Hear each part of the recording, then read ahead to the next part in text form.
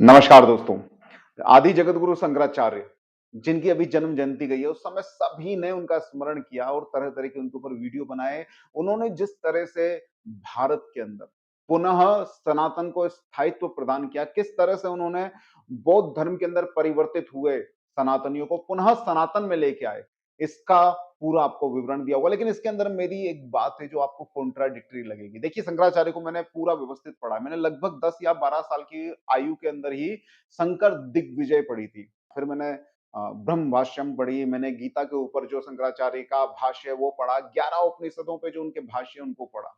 लेकिन मुझे मात्र उनकी जो सौंदर्य लहरी है वही पसंद आई। उसके बाद मैंने उन सबको दिमाग से हटा दिया। मुझे लगता है ये काम का नहीं। उस समय जिस समय भारत को बौद्ध धर्म से बचाना था, देखिए बचाना था इसलिए यूज कर रहा हूं क्योंकि बुद्ध भगवान ने हमारे लिए वो भगवान ही है। लगभग 5वीं शताब्दी से लेकर 8वीं शताब्दी तक जो बुद्ध भगवान का प्रभाव इस देश पे था, तो मुझे लगता है लगभग सभी बुद्धि से युक्त व्यक्ति बौद्ध धर्म में परिवर्तित हो गए होंगे।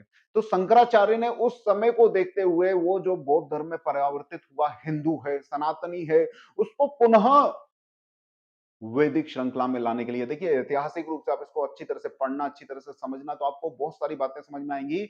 मैं अपने द्वारा निकाला हुआ एसेंस आपको दे रहा हूं, इसको ध्यान से समझना और ये बहुत कीमती है और आज के समय में ये आपको समझ में आ जाना चाहिए कि वास्तविकता क्या है। तो तब जब बुद्ध भगवान के शून्यवाद ने वैदिक धर्म से हटाकर वेद के विद्वानों को बौद्ध धर्म में परिवर्तित कर दिया। वेद के विद्वानों को उन्होंने जो भी बताया हो, हालांकि बुद्ध का जो प्रभाव था शून्यवाद था, क्योंकि शून्यवाद निराकारवाद से मिलता जुलता है और प्रत्येक बुद्धिमान व्यक्ति उस समय का सनातनी, आज का भी सनातनी, लेकिन उस समय का सनातनी भी मोक्ष की तरफ जरूर देखता होगा। तो बुद्ध ने जो शून्यवाद को उनको बताया, जो आत्मा की भी अनुपस्थिति बताई, वो कहीं ना कहीं वैदिक सेंस से मिलता था। तो जो उस समय का बुद्धि वर्ग था वो बौद्ध धर्म में परिवर्तित होने लगा। जो अपर लेवल परिवर्तित होता है, देख रहे हो ना, ब्राह्मणों का विरोध, जो आपको टीच करता है, जो आपको सिखाता है उसका विरोध, उसको बदल देने का जो मोह होता है वो सदैव से है। तो उस समय भी जो अपर वर्ग था, जो शिक्षा देता था, पढ़ाता था, वो जरूरी नहीं सिर्फ ब्राह्मण ही थे, जो भी अपर वर्ग था वो बुद्ध की बात से सहमत हुए होंगे और बौद्ध धर्म उन्होंने अपना लिया होगा। तो चूंकि शून्यवाद, बुद्ध का जो शून्यवाद है वह इतना ज्यादा प्रभावी हो गया था, तो उससे पुनः उन सनातनियों को खींच के सनातन में लाने के लिए भगवान शंकराचार्य ने, जगत गुरु शंकराचार्य ने, मुझे लगता है दो तरह के मेथड अपनाए। पहला तो बुद्ध को विष्णु अवतार ही घोषित कर दिया, तो जो बदले थे उनको लगा अभी भी हम हिंदू ही हैं। दूसरा, उनको वेद के उन खंडों को हटा के पूरी तरह से साफ करके, जिसके अंदर कर्मकांड था, यज्ञ था, आहुति थी, तप था, मंत्रों के जप और तपस्या थी, उन सबको हटा करके, क्योंकि शून्यवाद में गए हुए वो बुद्धिमान अब इस तरफ वापस आने की योग्यता नहीं रखते थे या उस तरह की मेंटलिटी उनकी नहीं थी। तो उनको पुनः निराकार ब्रह्म, एको ब्रह्म द्वितीय नास्ति, या जगत ब्रह्म सत्यम जगत मिथ्या जैसे उपदेश देकर, वेद के वेदांत के उपदेश देकर उन्हें पुनः सनातनी उन्होंने बना दिया। तो उस समय की व्यवस्था रही होगी, उस समय की ये बात रही होगी कि सनातन को बचाने के लिए वेदांत की आवश्यकता थी, क्योंकि सामने जो खड़ा था वो पक्ष बौद्धिक था। आज की बात नहीं कर रहा हूं, है ना। उस समय जो था वो बौद्धिक वर्ग था सामने। भगवान बुद्ध के अनुयायी थे जो शून्यवाद को, बुद्ध के तर्कों को लेकर खड़े हुए थे। उन तर्कों का सामना करने के लिए हमारे पास उपनिषद थे, वेदों का वेदांत वाला भाग था, जिससे पुनः जो बदले थे उनको लगा नहीं निराकारवाद और शून्यवाद एक जैसा ही है, तो पुनः वो सनातन की श्रृंखला के अंदर आ गए। लेकिन इस पूरे कर्म कांड में वेद का कर्मकांड वाला हिस्सा छिप गया, और आज भी देख रहे हो जो सनातनी बुद्धि वर्ग, सनातनी बचे हुए हैं, वो उसी वेदांत की बातें कर रहे हैं, चाहे रविशंकर हो, चाहे सदगुरु हो, चाहे इससे पहले ओशो हो या स्वामी विवेकानंद हो। ये जो पूरी श्रृंखला जो बची हुई थी ना, वो इसी तरह की रह गई। लेकिन ध्यान रखिएगा, उस समय जो था वो बौद्धिक वर्ग था, भगवान बुद्ध के शून्यवाद से। इसलिए तब जब शंकराचार्य ने सनातनियों को वापस सनातन में लाने का बेड़ा उठाया, तब वो शास्त्रार्थ कर रहे थे। तब वो शास्त्रार्थ कर रहे थे, तर्क से समझा रहे थे कि क्या श्रेष्ठ है और क्या निकृष्ट है, आपको क्या करना चाहिए और क्या नहीं करना चाहिए। लेकिन आज वो परिस्थिति नहीं है। तो आज अगर आप वेदांत लेकर घूम रहे हो और सोच रहे हो सनातन को बचा लोगे, तो भाई किससे बचा लोगे वेदांत लेके, जो आदमी भूखा मर रहा है।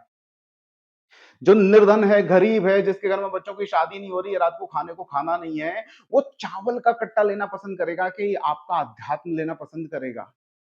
वो अपने घर में धन लाकर थोड़े सुख लाने की कोशिश करेगा या आपका ब्रह्म ज्ञान लाने की कोशिश करेगा? या वो जो डराने के लिए घर के बाहर खड़ा हुआ है तलवार लेके, वो जो डरा हुआ है सनातनी, वो क्या करेगा? वो आपके ब्रह्म सत्यम जगत मिथ्या को अपना करके तलवार अपने अंदर घुस जाने देगा, मर जाएगा, ये कन्वर्ट होके सादा सिंपल जीवन जीने लगेगा। तो आज वो शास्त्रार्थ वाला समय नहीं है कि आप किसी को जाकर समझाओ कि देखो वेदांत के अंदर क्या लिखा है, कैसा होता है ब्रह्म, वो निराकार होता है, इन सब का समय नहीं है। वो समय था जब सामने तर्क शास्त्रार्थ की आवश्यकता थी। आज समय है जब शक्ति की आवश्यकता है। अब व्यर्थ की बातों से जी बहलाना छोड़कर वापस आपको सनातन की उस प्रचंड श्रृंखला में आना चाहिए, जहां पर मंत्र है, जहां पर साधना है, जहां पर तपश्चर्या है, जहां पर ओज है, तेज है, सामर्थ्य है। आपको क्या लगता है परशुराम जी ने वेदांत पढ़ पढ़कर, वेदांत की बातें कर कर कर ब्रह्म ज्ञान को अपने अंदर उतार कर परसे के अंदर शक्ति लाई होगी? सुदर्शन चक्र को प्राप्त किया होगा, वो अमित तेज अपूर्व बल जिससे उन्होंने है ही वंशी क्षत्रियों का सर्वनाश कर दिया इस धरा से 21 बार। आपको क्या लगता है वो वेदांत के ज्ञान से उनके अंदर आया होगा या किसी तरह की शस्त्र आराधना की होगी, शस्त्र चलाना सीखा होगा, शस्त्रों के मंत्र, ब्रह्मास्त्र के मंत्र को जप करके तपस्या करके उनको प्राप्त किया होगा? आपको क्या लगता है श्री कृष्ण उतने ही हैं जितना भगवत गीता में दिखाई देते हैं, या उससे पहले का पूरा उनका जीवन जहां पर वो तपश्चर्या करते हैं, गुरु के सानिध्य में रहते हैं, मंत्र जाप करते हैं, शस्त्र संचालन सीखते हैं, वह भी है। और महाभारत में गीता के बाद में भी कृष्ण है जहां पर वो रथ का पहिया को भी शस्त्र बनाकर, अपना अस्त्र बनाकर भीष्म की तरफ दौड़ पड़ते हैं। तो सिर्फ क्या गीता ही था हिंदुत्व? तो मैं ये बोल रहा हूं आज का समय तर्क का, शास्त्रार्थ का नहीं। आप शास्त्र से समझाइए ना, यूरोप को समझा रहे हैं, अमेरिका को समझा रहे हैं, सदगुरु जा रहे हैं, रविशंकर जा रहे हैं, ओशो गए थे, समझ लिए ना वो लोग। लेकिन यहाँ के लोगों को जिनको अभी आवश्यकता ज्ञान से ज्यादा, ब्रह्म ज्ञान से ज्यादा शक्ति और सामर्थ्य की है, तो यहाँ पे मैं बता रहा हूं कि ना तो परशुराम, ना श्री कृष्ण, ना पांडव, ना कौरव, ना राम, ना रावण वेदांत के कारण इतने शक्तिशाली और सामर्थ्यशाली हुए थे। उन सबके साथ था वैदिक कर्म कांड। वैदिक कर्म कांड अर्थात यज्ञ, मंत्र जाप, तपश्चर्या। और ये जो वैदिक विद्वान अभी बैठे हुए हैं और जिस तरह से वेदों को फैला रहे हैं, और वेदों का इसेंस, मैं मान सकता हूं किसी समय इसेंस उसका ब्रह्म ज्ञान था, लेकिन मैं मानता हूं आज के समय में इसेंस वो होता है जो थोड़ा सा भी ले लेने पर आपको सामर्थ्य प्रदान करता है। यही है ना एसेंस।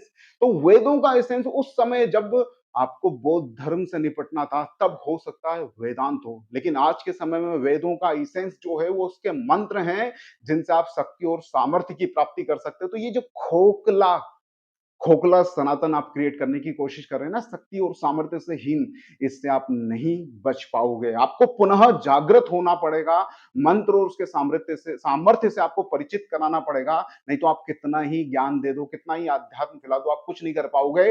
बाबा बागेश्वर ने सैकड़ों परिवारों को पुनः हिंदुत्व में समाहित कर लिया। ध्यान से सुनना और गहराई से इसको समझ लेना। बाबा बागेश्वर ने, जिनके पास मंत्र शक्ति है, मंत्र चैतन्यता है, किसी तरह से उनके ऊपर गुरु का आशीर्वाद है, कोई विद्या है जो सिद्ध है, उसके प्रभाव से उन्होंने वापस जो कन्वर्ट हो गए थे दो अलग अलग धर्मों में, उनको वापस हिंदुत्व में समाहित कर लिया। लेकिन इतना प्रभाव पैदा करने के बाद भी, ये मैं चुनौती से नहीं बोल रहा हूं, हो सकता मेरा डाटा गलत हो, लेकिन कभी किसी मीडिया रिपोर्ट में, कभी किसी न्यूज आर्टिकल में, कभी किसी यूट्यूब चैनल पर, कभी इनके ही द्वारा ऐसा नहीं बोला गया कि ना तो कभी किसी रविशंकर जी ने, आदर से नाम ले रहा हूं मैं, उनको सुनता हूं और उनसे मुझे ज्ञान प्राप्त होता है, कभी किसी रविशंकर जी ने, कभी किसी सदगुरु जी ने, कभी ओशो ने भी एक भी वापस सनातन में नहीं ला पाए, और ना शायद उनकी ऐसी इच्छा हो। तो अगर सनातन को बचाना है, सनातन को गौरवान्वित करना है, जानना चाहते हो, देखना चाहते हो कि वापस सनातनी सनातन के अंदर आ जाएं, तो आपको सामर्थ्य ही दिखाना होगा और आपको सामर्थ्य की उपासना प्रारंभ करानी होगी। नहीं तो ढह जाएगा यह किला। ये मेरे विचार हैं, आप इससे सहमत हो सकते हैं, आप इससे सहमत हो सकते हैं। सहमत हैं तो इसको फॉरवर्ड कीजिए और असहमत हैं तो इसको छोड़ दीजिए। इसमें कोई भी बात दावे की, चुनौती की नहीं है। इतिहास जो मैं बता रहा हूँ उससे डिफरेंट हो सकता है। ये मेरी विवेक बुद्धि है, जो मैंने पढ़ा उससे जो प्राप्त किया आज मैंने आपके सामने रख दिया है। मैं सदैव से साधना के पक्ष में हूँ, मैं सदैव से तपश्चर्या और उपासना के पक्ष में हूँ। मैं उस एक लौते आदमी के लिए जो अभी भी कहीं घर में बैठकर इन सब परिस्थितियों से दुखी होकर घर में बैठकर राम-राम कर रहा होगा, वो उस व्यक्ति के लिए वीडियो है, उस व्यक्ति के अंदर पुनः हिम्मत और सामर्थ्य भरने के लिए वीडियो है, जो अभी भी कहीं तारापीठ पे जाकर बैठकर साधना कर रहा होगा, अभी भी असम में कामाख्या के दर्शन कर रहा होगा, अभी भी हनुमान चालीसा का पाठ कर रहा होगा। ये वीडियो उसके लिए है। सामर्थ्य की तरफ भागिए। वेदांत की बातें हम फिर आगे कभी करेंगे। अभी हमें सामर्थ्य की आवश्यकता है। अभी हमको जिनसे लड़ना है या जो हमारे सामने प्रबल रूप से खड़े हुए हैं, वो शास्त्रार्थ करने नहीं आ रहे हैं, वो शस्त्र लेकर आ रहे हैं। आशा करता हूं ये वीडियो आपको पसंद आया होगा। अगर ऐसा है तो लाइक कीजिए और अपने मित्रों में शेयर कीजिए। और एस्ट्रोलॉजी और स्पिरिचुअलिटी के नए कंसेप्ट जानने और समझने के लिए मेरे चैनल को जाके एक्सप्लोर कीजिए। नमस्कार दोस्तों, जय श्री कृष्ण।